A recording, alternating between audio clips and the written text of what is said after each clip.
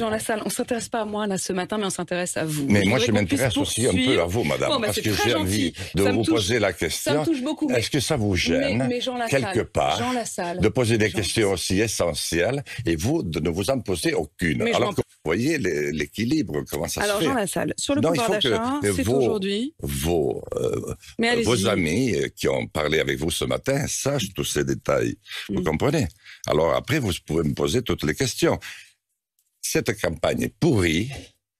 Pour une fois, pas parler politique, parce qu'on savait qu'ils étaient d'une lâcheté crasse, et j'en fais partie, parce qu'il y a longtemps que je suis en politique, mais on ne savait pas que les journalistes l'étaient autant. À chaque fois, on se rend compte que on ne dit pas, c'est pas qu'on ne dit pas la vérité, c'est pas, il n'y a pas de complot, mais on évite de montrer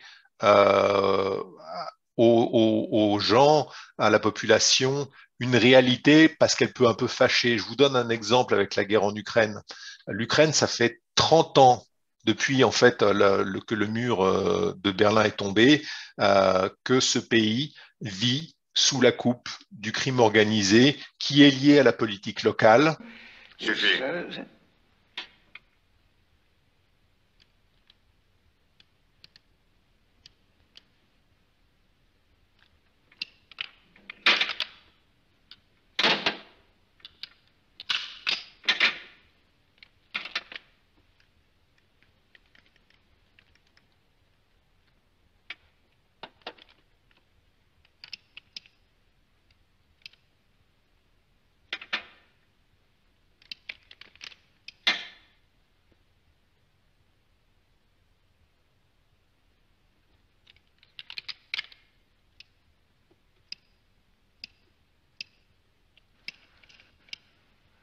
Cartouche.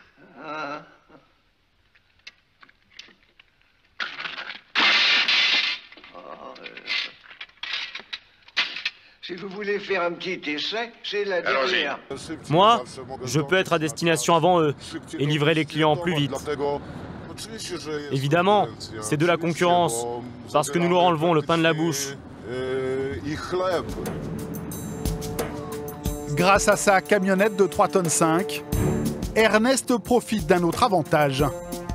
Les chauffeurs de poids lourds comme Stéphane sont soumis à des règles très strictes sur leur temps de conduite. Interdiction de rouler plus de 9 heures par jour ou le dimanche. Nombreuses pauses obligatoires. Un appareil contrôle leur activité minute par minute. Pour Ernest, aucune de ces contraintes. Nous, on peut rouler tout le temps, sans faire de pause. Quand nous baissons la caméra, le chauffeur polonais nous confie même qu'il s'arrête à peine pour dormir. Quel est le plus long trajet que vous ayez fait sans pause? 2800 km. J'ai pris un chargement à Stuttgart. J'ai déchargé à Paris et après je suis allé en Sicile. Mais le facteur humain apparaît quand même dans 90% de ces accidents, bien évidemment.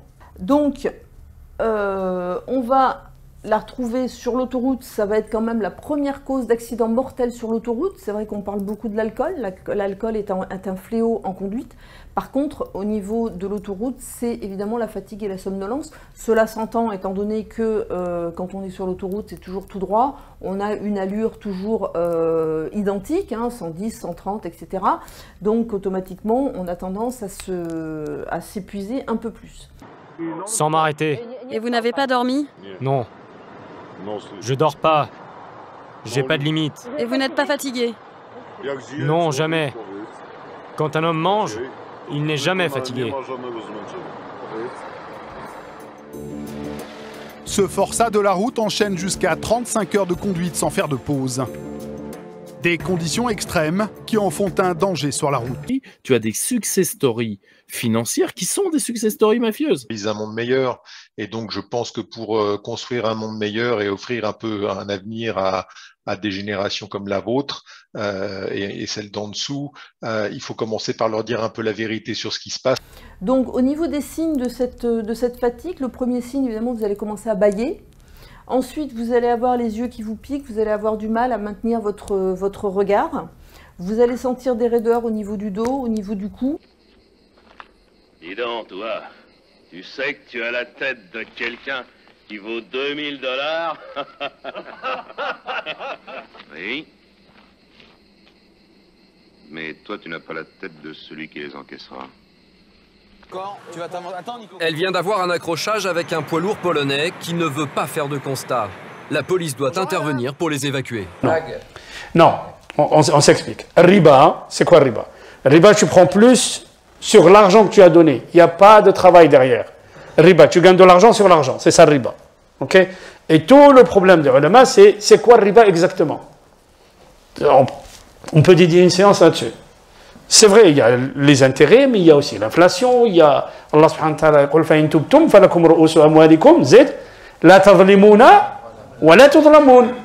Allah subhanahu wa ta'ala dit si vous repentez, Allah subhanahu wa ta'ala il vous accorde votre capital, ni vous êtes lésés, ni vous léserez les autres.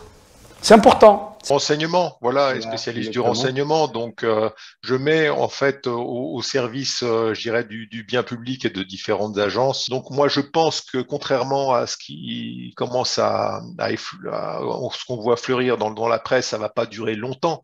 Parce que la motivation, elle n'est pas là. Et dans une guerre, la détermination, c'est la clé dans un combat.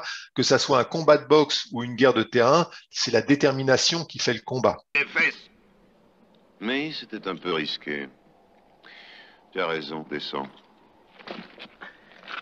D'ailleurs, il ne faut pas oublier qu'un voleur de poules comme toi ne vaudra jamais plus de 3000 $.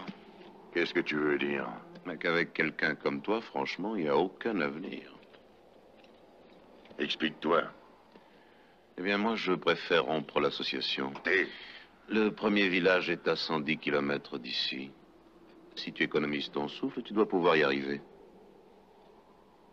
Sans rancune. Va donc, Judas, traître, espèce de salaud!